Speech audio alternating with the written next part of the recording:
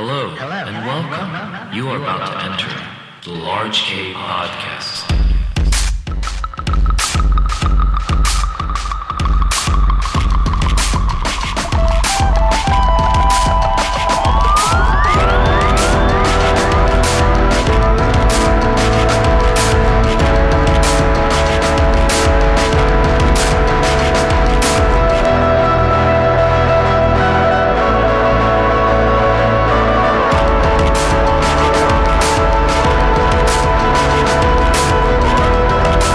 What's going on, everybody? My name is Kazu, and welcome to the new episode of Large K Podcast.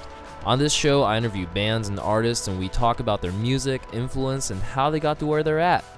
I focus each episode on one artist, and for this episode, I had a great conversation with Matty and Sam of Tennis System. I saw them open for the Lilies a couple weeks ago at the Echoplex. Great show, love the energy these guys have. I had to interview them. Man, we talked about so much things ranging from topics like shoegaze, live shows, and even Kanye West. Matty has some cool stories too, so take a break and stick around because this is Large K Podcast. Enjoy!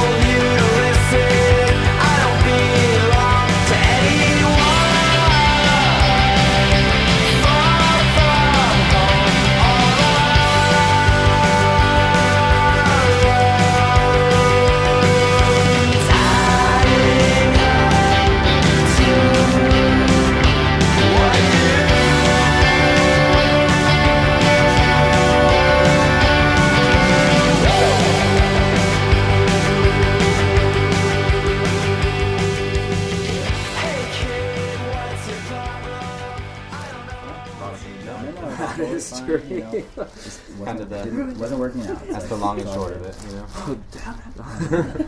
Yeah. Well, the cool thing is, because when I first saw you guys, I thought, first of all, I thought you guys were like really rad at first because, before even hearing the music, I saw Matty wearing a Nothing sweater, and then you wearing a Johnny Marr shirt, and then a drummer with like a Wu-Tang shirt. So immediately I thought, all right, I think this is gonna be a really cool band. I don't mean to judge by the wardrobe. And the thing is, you guys sounded great.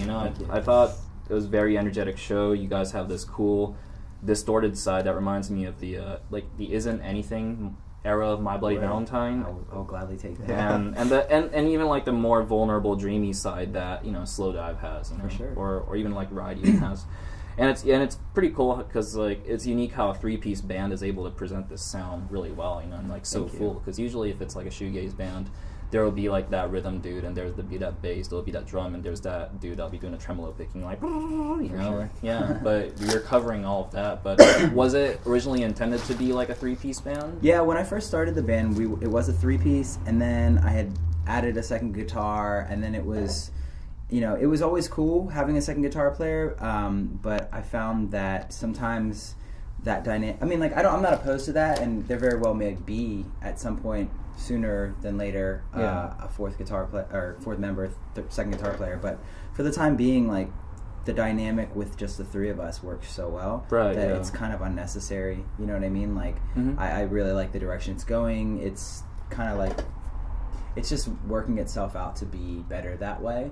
So, I'm not excluding it. Like, it's not, it could happen again that we do have a second guitarist. But for now, it works very well. And I think that we're extremely content with it just being the three of us. Definitely, yeah. I like played guitar much more seriously before I started playing bass. So I definitely do like a lot more bass chording and things like that. So it kind of covers some of the rhythm stuff while Matty's doing leads and things like that. So it works out pretty well. Yeah, We found a middle ground. Yeah. I see you covering the bass melody, like, pretty down with that, So no, I really like that. Because also, was this you guys' first project, and were you guys involved in any other project before this? This is so I've had 2 projects prior to this, like, that were things that I started. I had my first project, which was Kiss and Ride, and then I started another thing called The Mantras, and then from there, Tennis System. And then I've played in other bands. I've played with Stuart Lupton. He was the singer of a band that used to be they were called Jonathan Fire Eater, and then they broke up and started a band called The Walkmen. And then I used to play. I know The Walkmen. Yeah, sure. I actually do. I actually saw them open for Fleet Foxes just sick. Years ago. Yeah, so, yeah. So I've like played guitar for him. I used to play like percussion with my brother's band, The Sounds of Kaleidoscope. I play in like a Joy Division tribute band called Boy Division, and then I used to play guitar with Moving Units for a little bit as well. Oh, okay. Because Moving Units, they do Joy Division cover. That's kind of where that worked okay. out for the both of us. Merged too. Yeah. What about for you? Actually, our current drummer, Garen, he and I went to college together. And we played in the band there, so that's how we knew each other, called Soft Focus. That was just, basements, kind of the East Coast scene is a little different than it is out here. Right, yeah. Less venues, more, basements. And then when I moved out here, I was in a band called Choppers for a minute, and that ended, and now I'm in Tennis System. Oh, wow. It's good. Very fortunate to be here, right? Yeah, no, I'm very fortunate lucky enough to have him. Yeah. Yeah, are you guys a self-taught musician, like DIY, or did you guys take any lessons? I'm self-taught. Oh, yeah. I had a few in the beginning, but bass, never anything. Never anything? A lot of listening to Joy Division and trying to copy Peter Hook, and that's it, really. Yeah, because I feel like you guys really hold it down, especially as guitar players. I mean, when I say guitar players, I also include bass too, because somebody that I look up to is like Johnny Marr, who's able to solidify the melody plus play the riff. So I kind of like those guitarists rather than I don't know, Yngwie Malmsteen, that's some new mechanical Well, it's weird because right when I started playing, I looked up to people like that, and I was like, oh, Slash and Jimi Hendrix, and then as my musical taste developed, it just kind of that's not really interesting music. the solid musician out there. Yeah. How did you because so you were in previous bands before, and then Tennis System, was it? I mean, I was just doing some research, but was it originally a solo project? Yeah, I mean, all of the projects that I've started, I was given a guitar for one of my ex-girlfriends gave me a guitar one year for Valentine's Day, and I started, I taught myself how to play it, and I would figure out stuff, and then I would just immediately start writing songs. And there was a point where I was I challenged myself to write a new song every day. Yeah. So I was doing that, and that's how some of the songs for Kiss and Ride came about. And then I wasn't really happy with that name anymore. I was like, oh, it's kind of too emo. Yeah. So then I switched it to the Mantras, and then some of the songs that I had written with the Kiss and Ride stuff kind of transferred over. And then when the Mantras broke up, then I started Tennis System. All of them were just me writing songs, and then finding people to kind of fill in for the the parts. So sorry, I just keep checking because it's fine. I was a broadcast major in college, so I always keep on making sure there's levels fine, totally. if it's actually going on, because if everything's ruined, then you guys will have to repeat yourselves. So that's kind of it's all good. But so basically all of the projects that I've started, those 3, I just would start writing songs. I had written songs. I have a ton of songs, and I just kind of use whichever ones. And even still with Tennis System, we do some writing together, but a lot of times I'll have something that I've written, and then I bring it in, and we kind of amalgamate ideas and come up with a final product, if you will. That's amazing. Yeah. How did you come up with the name? It's a Lily song.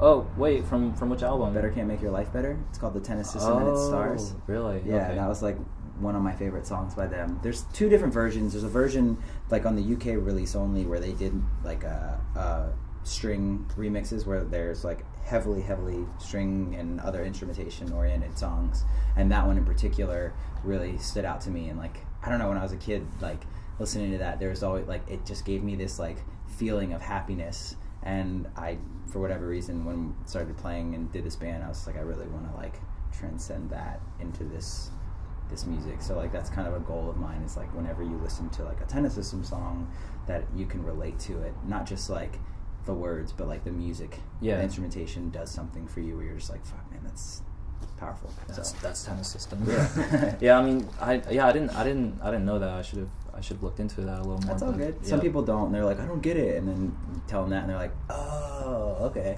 We're like, we're going to my hometown on tour, Kansas City, and my mom's like, what does the name mean? All my friends keep asking me. Song from the album. I mean, don't you think it's unreal, the fact that like you mentioned the Lilies and like you guys actually got to play a show with them? Yeah, absolutely. I mean, like I've known Kurt for some time now, and we've become like very close and very good friends. Right. But like, I remember like being 16 years old and like going to see them, and my brother was at the time my brother's band was opening for them. Yeah, okay. And he was like, hey, can you go pick up Kurt? He's like down at the Black Cat. He needs to come back and take a shower. And this is in DC. And I was just like, wait, what the fuck? Like, yeah, of course I can go do that, but like, wait, what the fuck? Like, I'm gonna go pick up Kurt Heasley? Like, It was crazy. So, I mean, ever since then, it's just like crazy things have happened. Like, Kurt, for a while, I don't know if you know this, but he would tour with My Bloody Valentine when they got back together. He opened for them. Yeah, right? several times, several cities, but he did it all acoustically. Yeah. He had like a 12-string, he would do that. And like, randomly enough, like I saw the one in Richmond, and then they did another one at All Points West in New Jersey, and like I was running super late getting to Philly to meet my brother, because we rode to Philly and then from Philly went to New Jersey on the train. Yeah. And when we got there, like oddly enough, like I was late, got there, and then we get on the train to go to New Jersey and run into Kurt and his wife and a couple of our other friends. Yeah. So we go to the show, we kind of disperse at the show because he's got like, you know, all access, he's friends with My Bloody Valentine, so they do their thing. And then my brother and I watched My Bloody Valentine. Then we go into New York, and we like walk around New York. We stop by Maxwell's first and like had dinner. Then we go into New York, and like we're walking on the street in on the Lower East Side, and like just happened to like, we were gonna go home. My brother's like, let's just go over here, I want to get smokes. So we go to get him cigarettes, and like as we're walking back, run into Kurt, and he's like out in front of this venue, or it's a bar actually. It's like a bar venue. You know, most places in New York are like that. But he's like, Matthew Taylor, let me introduce you to my good friend Kevin Shields. And like My Bloody Valentine was hanging out there. So I like met My Bloody Valentine that night, hung out with Kurt, and then we all like hung out together. And there was like a point in the night where like they wanted people to play music. So like Colin was playing drums and Kurt was playing guitar, and then he started playing the Tennis System and its Stars, and I was just like, this is unreal to me. Like, I'm meeting one of my favorite bands, like Kurt's playing the song that I named my band after with Colin on drums, and like I'm having a conversation with Deb about soccer. Like, what is my fucking life right now? Whoa. Yeah, it was a total like mind blow.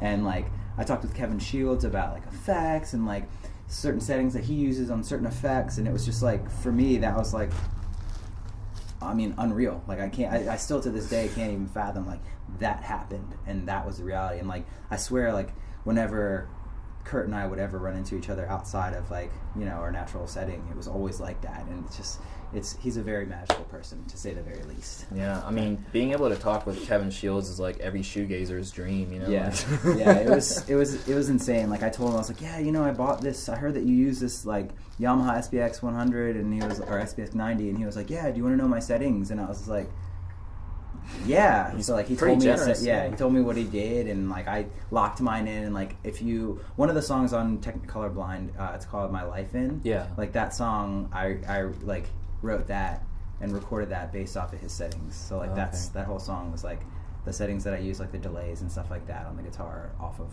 that. That's such an awesome story. Shout out to Kevin Shields. Hey, the legend. Yeah, shout out to Kevin. No, I already mentioned Kevin, but Kurt Heasley, the All-Star with K. I actually met Kurt once, like sometimes last year. Oh, cool. He was playing this very bizarre show with Ariel Pink and Conan McKesson. Oh, yeah. Yeah. I love that dude. And Yeah, that was a really odd show, and I actually like got to meet him outside. Cool. He's tall, Yes. very tall. Yeah, he is. He's a very Wally. Yeah, first impression I got was like, whoa, you know. But that's amazing though.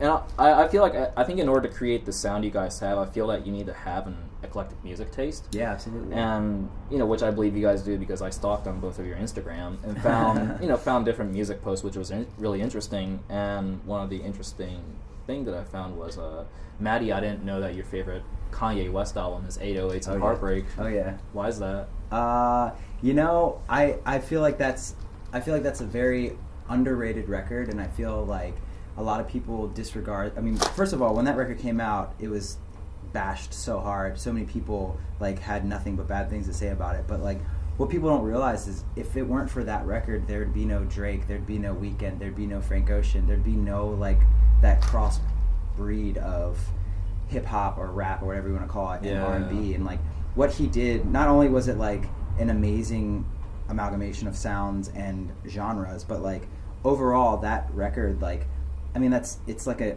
hip hop emo record. Yeah, you know what I mean? I mean, the whole thing is about, you know, his relationship and heartbreak and his mom passing and all that.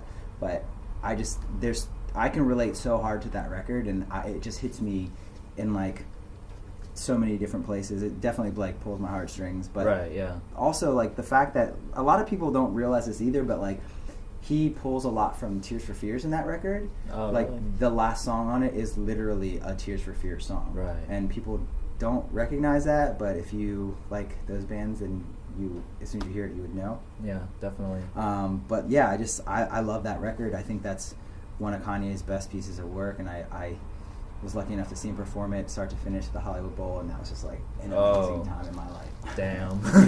Magical. Do you have a favorite Kanye album? I'm a Yeezus guy.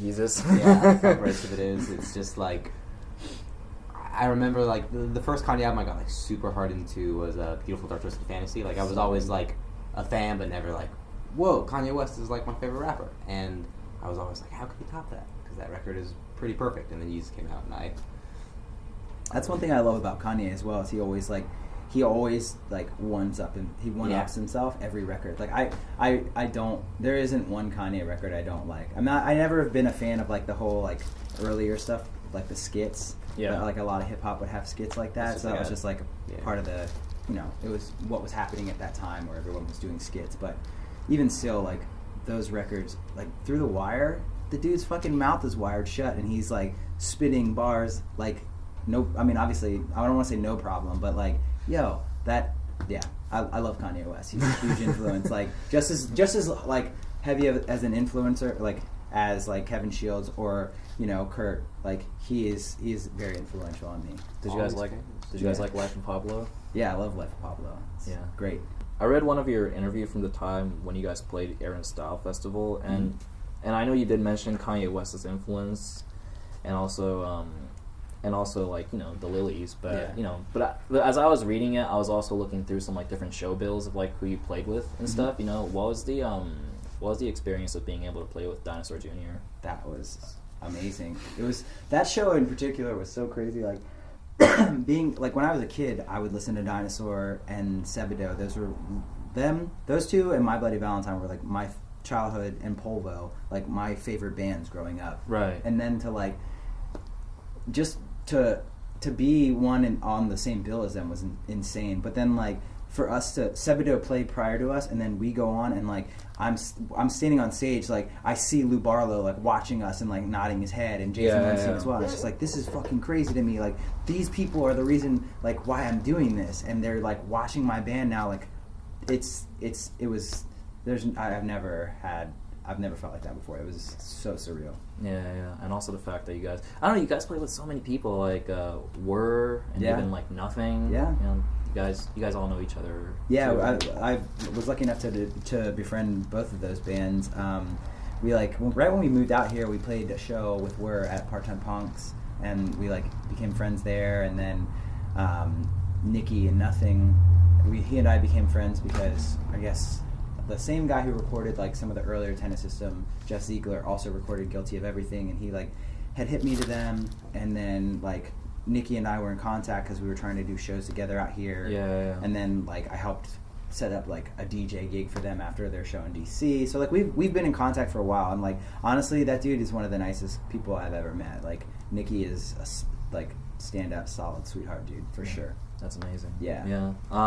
Next, I wanted to get into you guys' music, Okay. and I wanted to ask you guys about your songs. And one of the tracks that stuck out to me was "Here We Go." Okay. And what was the inspiration behind that song? It actually has the that not Do You Realize, but You Made Me Realize, My Bloody Valentine kind of sound to it. Kind of has that bend and stuff going on. You know? Sure. Yeah, I was wondering what the inspiration behind it was. As far as the music, I don't know, like all of that. When I wrote that song, it was like a weird time in my life. Like I had just moved out. I was living in a different place. I just moved into here. I had lost like my band at the time. They quit on me, and like I was just in a really weird position as far as like that. And then my headspace in general, I was just like going through a lot of different stuff with relationships and my life as well. And I don't know, it was just like I was kind of all over the place, and that was the first song that I wrote when I moved into this house. I was just like kind of noodling around, and then I came downstairs. Hector, who was drumming with me at the time, he had been working for a while on learning the songs so that we could start playing shows. And like I was like, hey man, I got this new thing that I've been working on, like do you want to like fiddle around with it? And then we started working on that, and that kind of like turned into what it is. Mm-hmm. Yeah, definitely. I also wanted to ask you guys about some of the other songs too. I really like I don't know, is it cool if I like name some of the songs and then like see if you guys could like maybe say a thing or two about them that you remember about recording or even remember about writing. Technicolor Blind. Yeah, Technicolor Blind. So I wrote Technicolor Blind. The music for that I had written right before we left DC, and it was a little different as far as the structure goes, but all the chords were the same. And then when I moved out here, because when I first moved here I didn't have work, I just like we would spend like every day working on songs, and like if we weren't working together as a band, then like because I had no friends and no real life, I was just like that's all that I did. Right. So I worked that one out and kind of got that where it was, and then we kind of melded it together as like, you know, people's parts and where they would be within the song. But like that one, yeah, that was a heavy one. That was like one of the first like tougher songs that I wrote out here. But yeah, that has a lot to do with like the Technicolor Blind as a whole is a lot to do with like me moving from DC to LA. Yeah, there's like this really cool instrumental ending to it too. So like, yeah, I really dig that song. How about Such a Drag? Same thing. Such a Drag is like, that was like the first song that I had ever written with a band, like where it wasn't just like me bringing something to the table. It was like we all wrote that song as a whole. And yeah, I mean that song's totally about like my ex-girlfriend and like how hard it was to like do a long distance relationship between DC and LA. Right. Yeah. Yeah. How do you feel about it whenever you play some of the songs that we mentioned? Like, because I've heard Such a Drag and also like Here We Go, but like, you know, because I know a lot of the inspiration of songwriting comes from you, but like as you when you play along to it, like yeah, I mean, nice? Technicolor Blind was one of the, I think I auditioned with that song. Yeah, so it's been like a lot of the songs, like as I learn them, kind of like have evolved with me, like learning how to play bass better and becoming like more of a bassist than a guitarist. Yeah. And that song was just like really fun to learn. It's got like a high up melodic stuff that I enjoy. Such a Drag's been fun to play as well. It keeps evolving as I guess our drummer evolves. And like that's a song like I've definitely noticed, like as far as like bass abilities go, like I learned it wrong and it sounded fine, but it wasn't right, and then like I kind of picked out what I was doing wrong and figured it out. Yeah, I like that song. People like that song. It's a fun song to play. Yeah, it's definitely like more of a chill, like as far as like bass goes, like about like the empty space more than like the notes you're playing. Yeah. So. You guys even have a music video for that too. Yeah. Yeah. Where did you guys shoot that? Just on the street. Oh really? Yeah. We're lucky enough to have. I have two friends. Actually, there's a couple of them, but the company's called Wildco, and they have like we met them at Aaron Style. It's my friend Brad, and it's his company, and he like has been so nice and generous with like his time and efforts in helping us with videos. He did that video. He also did the video for Here We Go. Yeah. And you know, this dude is easily one of the busier people I know, and he he took a liking to us at Aaron Style and like has been so generous with his time and like has taken set time aside for us and like made these videos, like not just shot them but also like piled them together and edited them and made them what they are. And it's just, we've been extremely lucky to have him be the contributor and friend that he is. It's a really cool video, and plus like it kind of it goes well with the music as well. Right, so it's the way. The inspiration for that video actually was for Such a Drag was this movie Submarine. Have you seen that? No, I think so. Yeah, there's like a scene in that movie where the boy and the girl like go on this date and they just like have the greatest time ever, and like I so badly wanted to like transcend that into this song and like without like biting too hard. I don't know. I like that movie a lot. It's a kid from Red Oaks. The soundtrack's dope. Yeah, I know you're not an Arctic Monkeys I like fan. that. I like the tennis of that. It's really nice. Alex Turner did that. Oh, it's the Alex Turner movie. Yeah. It's really well done. It's a great movie. I think it's on Netflix. You know? Yeah, it is. It's the dude who what's that guy's name? I forget the director, but the kid's in Red Oaks and it's a dude from. He's got like kind of like it's not an afro, but he has like kind of bigger hair and wears glasses. He's in that movie, that Neighborhood Night Watch movie. Oh, Rich Iowade. Yeah. From the IT Crowd. Yeah, that guy. Yeah. Oh, okay. super rad dude. Yeah. That was his first. Then he did the Double, the Dostoevsky movie with oh god, what's that kid's name? I'm terrible. Whatever. Anyways, it's all good. Yeah, I'll definitely watch it when I definitely get back please home. do. It's a good one. Yeah. I wanted to talk with you guys about the genre of shoegaze and like dream pop in general. Because I noticed that like there's this like some of these bands that I listen to takes like a shift in their sound towards that direction. Like for example, Title Fight, from Floral Green to like Hyperview, they really honed in this dreamy shoegaze sound, as well as bands like Balance and Composure, and also Turnover. And Rich is a Peripheral Vision is a really good record. How do you guys feel about this shift that like a lot of these bands are taking, plus the fact that a lot of these indie bands are really grabbing the influences from these old bands like Slow Dive? It's cool. For me, it's kind of a bummer because like I've been doing this since I started this band. Like that's always been an influence on me.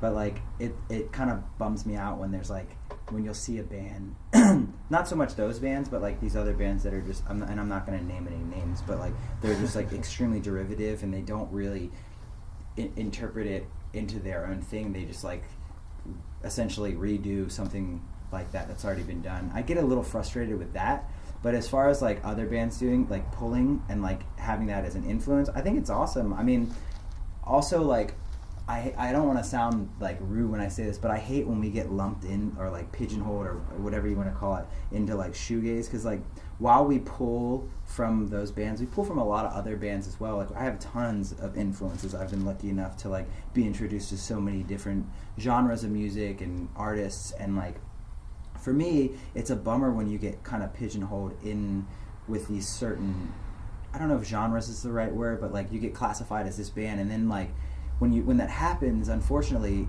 if you don't continue doing that, then people get upset with you. And I think a really good example of that is Tame Impala. When they first came out, everybody's like, "Oh man, they're like this amazing psych rock band," and then they like stepped outside of that box and they're like, "Oh, this sucks. It doesn't sound like that record." It's like, well, like if you expect this band to put that record out every time, then like where is there any room for growth? Right. And I find that it's a bummer when you hear that, because like all three of those records are great. Yeah. So like why do people like criticize and critique this dude for growing as a musician, and instead of like giving you the same like formula over and over again, he's giving you something new and better. Like allow people to grow. Don't like unfortunately don't box them in, because when you do that, then like how do you make progress, or how do you become a better musician and a better band if you're like stuck to just having this one sound? And like if you listen to our records, I try really hard to not ever, one thing I definitely do is like try extremely hard, because I don't know how to play guitar, not to use the same chords. So I always like when I write a song, I'm like I literally am just putting my hands in places. I'm like, oh, that's cool. Oh, that works with this, and that's how I make a song. So for me, I always try not to ever use the same chords. I mean, after a while it's somewhat inevitable that it's going to happen because there's only so many things you could do with the guitar, which is, you know, lucky for us, we use effects, so that allows for us to, right. You know, get outside of that. But yeah, I mean, I think it's cool that bands do that, and I think it's, you know, it's extremely humbling, I'm sure, for their predecessors that they pull from. But I think, I think it's cool. It sucks that like people are only now like noticing that since this whole like shoegaze revival, like I don't even know what the word is called. I don't know Renaissance. Yeah, I guess Renaissance or revival or whatever you want to call it. Like now that all these bands are like reuniting and doing these like one-off tours or writing new records, I think a lot of people are kind of like paying homage to them, which is great because all of those bands do deserve that. At the same time, I think that like people that, you know, people that are doing their own versions of it that kind of get overlooked because they're not like as derivative, I think those people should get a little more respect as well. Yeah, of course. Not saying Tennis System, just saying, because there are a lot of bands that like aren't as big in the spotlight as like My Bloody Valentine, but still like A Secret Shine was an amazing band, and thank God like somebody reissued that record. But like I think bands like that should get a little more respect, if you will, if you're gonna like dig deep into that. Yeah, that definitely. realm. No, because I definitely look at like other smaller bands from like back then. It's like, dude, these guys been doing it like for so long. I mean, I don't know if are you familiar with bands like it's funny because like the Lilies is the first thing that comes up, but also bands like Starflyer. Yeah, Starflyer 59's great. They're from Delaware. They're an amazing band. Yeah, great stuff. I remember I can't remember the name of the song that I know there's like a song. I can't remember what it was called. I used to love that band. Them, the Swirlies are another great band. Yeah. There's a lot of really good bands that came from that. The Ropers, like a lot of the stuff that was on Slumberland Records and what was that other label? Was it March Records or I can't remember. I know like was it Sarah? Sarah Records is another good one as well. There's a lot of bands from the 90s that were doing like a really cool noise thing that kind of got all like lumped into the shoegaze thing. Yeah. And there's a lot of really cool bands that came from that like don't get as much attention as like obviously My Bloody Valentine because they were, you know, they started it or whatever. But like Cocteau Twins, like they did it before My Bloody Valentine. Oh, yeah, of but course, everybody knows My Bloody Valentine, and then they find out about Cocteau Twins, you know. So it's like, I don't know, it just depends on like how much homework you're willing to do. Yeah, I feel like the list ends up becoming like the same too. You look at the top 50 shoegaze record, and of course, like without even looking, you know, the Love List is going to be on. Yeah, exactly. You know, Loveless, Ride, and Slow Dive will somewhere be on that record. Yeah, somewhere or whatever that list. Yeah, I would say though, sorry to interrupt. On the other side of like the whole like the shoegaze revival thing happening, it's been like I'm a bit younger than Matty, and like it's been helpful having the bands kind of reference like My Bloody Valentine, Slow Dive, things like that as influences because that helped me get into that kind of music. So like the first time I heard like a guitar not sound like a guitar was the Horrors record, Primary Colors. Yeah. And that's like a big record for me, and that got me into like My Bloody Valentine, Sonic Youth, and those two bands kind of like spiraled out of control for me as far as like the related bands I got into. So it's like nice that those bands are getting kind of, you know, their due. But yeah, I feel like it is a shame when it's done. I feel like the word shoegaze is like really kind of broad. You know, it's like saying emo, but then like because shoegaze is such a different texture. Because like even because like I have some people like come up and like ask me like, yo, what is shoegaze? And you know, I tell them it's a effect-driven guitar music where from the audience's point of view it looks like, you know, they're staring at their shoe, therefore it's shoegaze, right? But I mean, like sound wise it's kind of all over the place. Yeah, so absolutely. And that's kind of the reason why I get bummed out when they do that, because like, I mean, if you're like Tennis System is a shoegaze band, then naturally the people who think of shoegaze are going to be like, oh, they're going to be this boring band that like, I'm going to go to this show and they're going to not even look at me, they're just going to be staring at the ground, it's going to be very slow, probably boring, and like, that's a lot of the reason why I hate getting lumped into that, because it's like, yes, I depend heavily on effects, because I'm not a very good guitar player, I'm well aware of that, but because I have my effects, I have like this wall of sound that I can hide behind in a sense, and like I use that to my, you know, my advantage. But also like we don't just stand around. Like I grew up in DC. DC had an amazing hardcore scene. I draw heavily from that. And like when we played live, I put on a fucking show, and like I'm an animal, and I'm well aware of that. I go fucking nuts, and like I want people in the crowd to understand that like this isn't just me like moping around. Like our songs are sad. Like I write about sad shit because like that's my diary. That's my way of like expressing my feelings. But at the same time, like I enjoy what I do, and like I love putting on a show, and like for me, that's what I want. I want somebody that comes to our show to be like, holy shit, that was amazing. These people enjoy what they're doing. They're not like sad about doing this. Like I hate when I go to a show and people just like stand there and it's like, do you enjoy doing this? Like you look bored out of your mind. Like why are you doing this? Like are you miserable? Like do you hate this? Is this not fun for you? And like I don't ever want someone to come to one of our shows and be like, what is this band? You know, like I want people to be like, holy shit, who is this band?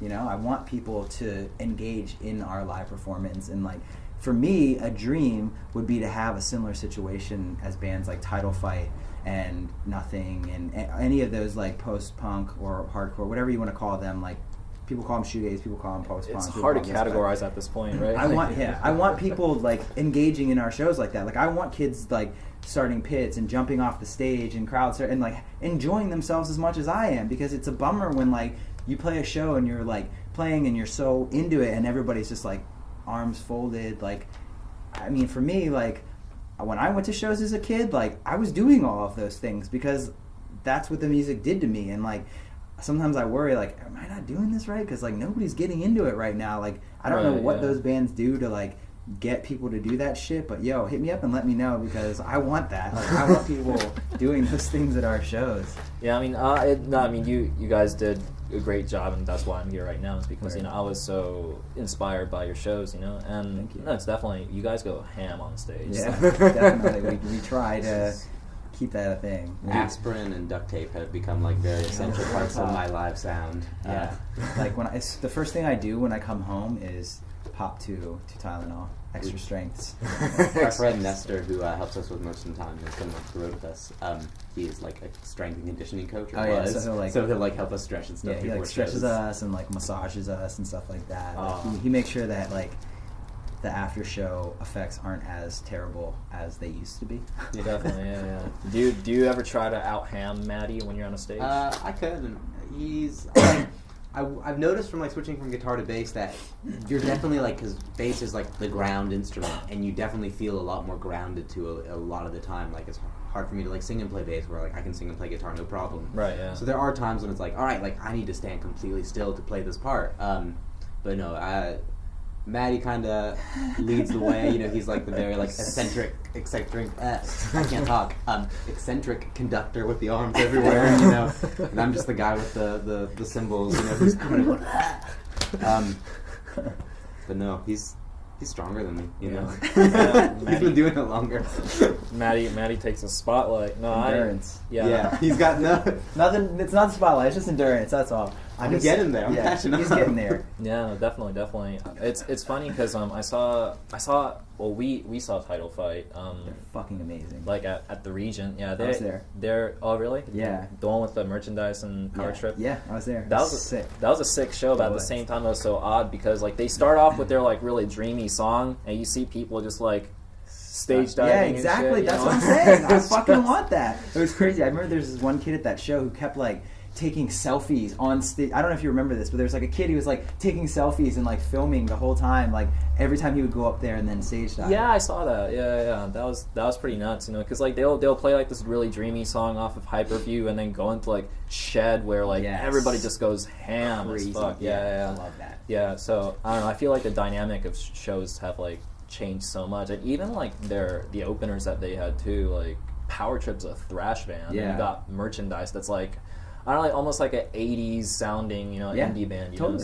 So yeah, I like how the fact that, you know, they're breaking a barrier and like, you know, putting different genre into the whole line. I love that. That was like one thing that they used to do in DC, where they would have like a DC hardcore, like Fugazi or Minor Threat would then do, I guess it was more Fugazi, but they would play shows with like the go-go bands. So it was like a weird blend of like crowds, but they got it and they enjoyed themselves, and like that's kind of what I want to do with us, where we're not like just doing, you know, every band sounds the same, because I mean there's no dynamic in that, and then people kind of tend to get bored and they're not excited, or they're just there for the one band and then they leave. Whereas like we were lucky enough to go to the 6th show on Saturday that was Explosions in the Sky, Future Islands, and Animal Collective, and it's like 3 very different crowds but all like enjoying themselves for 3 amazing bands. Where did they play? I never Union. heard that show. Oh really? Yeah, it was a secret show. It was really fucking cool. amazing. Like Secret very show of cool. 3 big bands out there. Yeah. Yeah, and they all did like full sets. Like, Yeah. like while we're watching Explosions, Matty was like, "Oh, they play this." I was like, "Man, they've been on for 45 minutes. They're an opener." Like, Yeah, no, it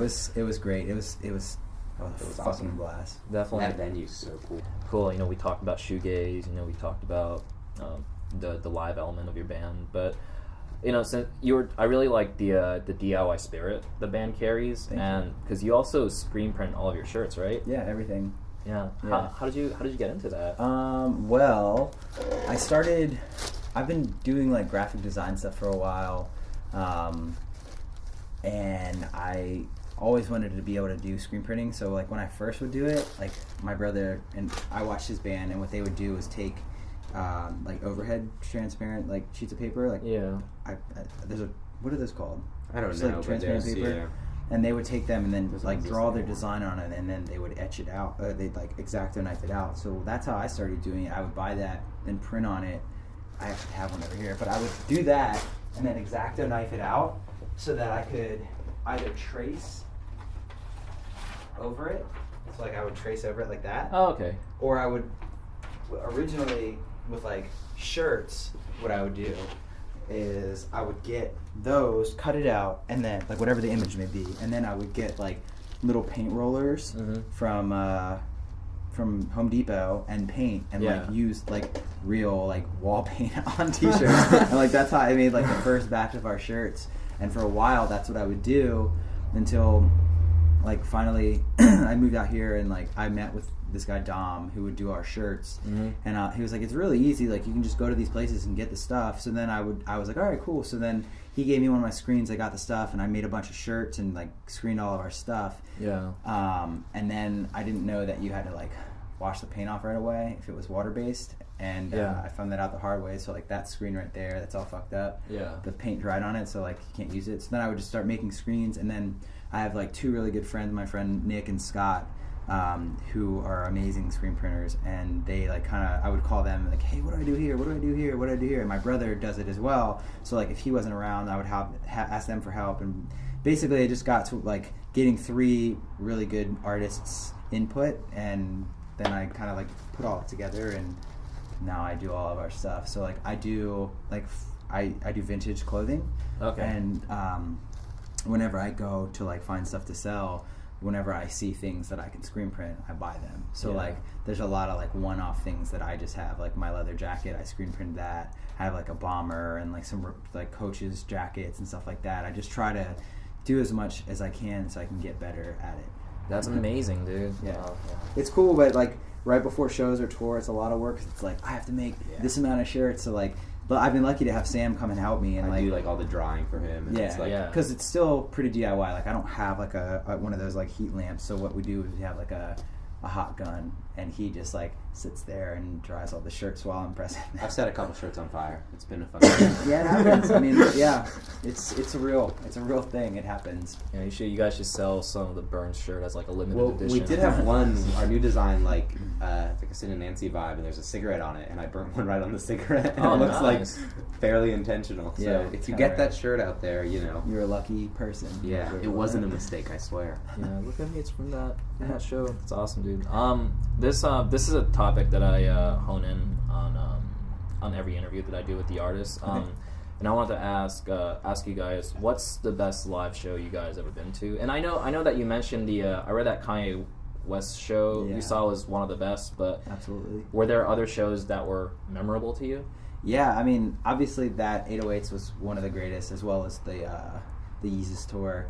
But I gotta say, man, that show that we just saw Saturday was amazing. I've seen Explosions in the Sky before, but like that show, I don't know if it was just because they went on so much earlier in the day that like it was better. Like personally, like I like festivals, they're cool, but like there's no like intimate vibes. Like a lot of times you can go to a festival and like, yeah, that's sick, because it's like, you know, you're interacting with the crowd and everything's really cool. But like personally, like I'm more of a venue kind of person, and like that show on Saturday was awesome. There was like, I don't know, there's something like humbling about that, like being a band as big as Explosions in the Sky and starting things off and like still fucking bringing it like that. And like for me, like I draw a lot from that band to begin with, but then like, you know, a lot of times we get stuck in that like opening band, local opener kind of, you know, category. So to go to that show and like see them and like still see them just fucking bring it like that, like that for me is huge, and I pull from that a lot, and that was a big show for me. But also like Title Fight, when I saw them at the Region, that was amazing. Yeah. So how about you, Sam?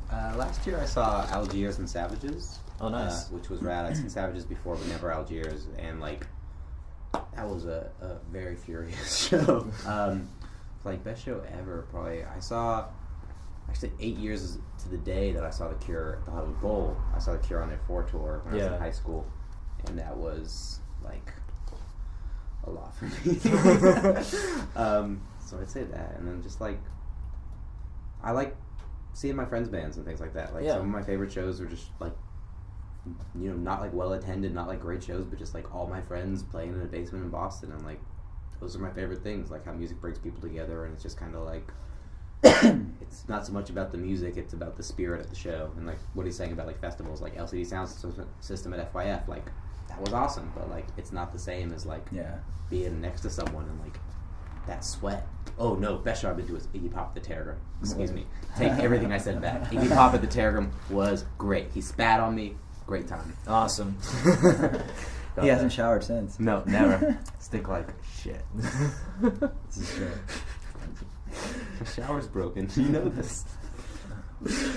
That was good. Oh yeah, no, because I forgot to say that you guys were able to include DIY too. So I like the fact that you mentioned that, you know, friends show and like, you know, basement shows and stuff too. It's like why I feel like that's something that LA lacks, is like those house show DIY type shows here. It's like it's cool that a lot of people do them at like venues and like kind of turn that into DIY, but like there's just something about house shows. Like we did a house show here actually last summer, and it was really fucking cool. And like that's something we'd like to do again, but it's hard to do here because I think people, I don't want to say that we're spoiled here because there's a lot of really good venues here, so it's hard, but like I don't know, it's difficult to like get people to come out and like do a free show sometimes because there's like, you know, everybody has to live. There are expenses. Yeah. But yeah, house shows are the jam. Definitely. Yeah, I used to go to a lot of them when I lived in San Francisco. Back in the day. Yeah.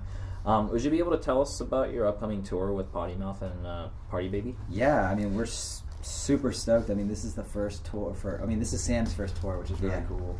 Not just tour in general, but like his first 10 assistant tour. So I'm really excited about him coming along and being a part of it. We're so excited to be on tour with Potty Mouth. Like they've definitely like grown to be one of my more favorite bands in LA now that they are, you know, they're LA residents. But we were lucky enough to meet them through MDDN, our management company, and like they're just a group of really cool people, and they make great songs. They have great energy. Same thing with Party Baby. We met them just recently as well, and like they're rad people as well, and like it's just gonna be a lot of fun. You know, we like are constantly in contact about this tour, and like everybody is extremely excited about it, and like I'm pretty sure I speak for us all, and by all I mean like all three bands when I say like we're very excited about this tour. It's Definitely. gonna be a lot of fun. That's awesome, dude. All good cities, all good venues, a lot of great local openers. Yeah, that's gonna be sick. Yeah. Also, before just one more last question. Do you guys have new music on the way? Yes, we do. We have a new song that we just found out we're shooting a video for this week prior to leaving, so we're getting everything ready for that. And then this song is going to, I don't know when it's dropping, I just know that it's going to be soon, so hopefully everybody is happy with it as we are, because it's definitely like a shift in a new direction. Like I said earlier, like I'm constantly trying to change our sound. I don't ever want us to sound like anything that we've done. And I like, not to sound like conceited, but I feel like I've done a good job at that, and I would like to keep that going. I mean, it definitely sounds like a Tennis System song. Yeah, I mean, it feels like it. Yeah, all of our songs sound like Tennis System songs, but they don't ever. You can't ever be like, oh, this song just sounds like that song. Like, and that's definitely like a goal of mine to keep things different. But yeah, there's like exponential growth within the song. I think as soon as you hear it, you will all be like, whoa, what the fuck? Like, it's rad. It's a banger. Yeah, it's definitely a banger. No, definitely, man. All right, yeah. Well, before I end the, I end this whole thing, like I want you guys to pick a song, from any of your albums that you would want to play. Here we go. Yeah, here we go. Why not? Here we go. Yeah. All right, let's go with Here We Go. Here we go. Hope you like it. Yeah, thank you so much, guys, for this opportunity. I'm really happy to be able to talk with you guys about Yeah, this. thanks for trekking all this way. And the snacks. Definitely. Oh yeah, and the snacks. Cheers. Definitely enjoy.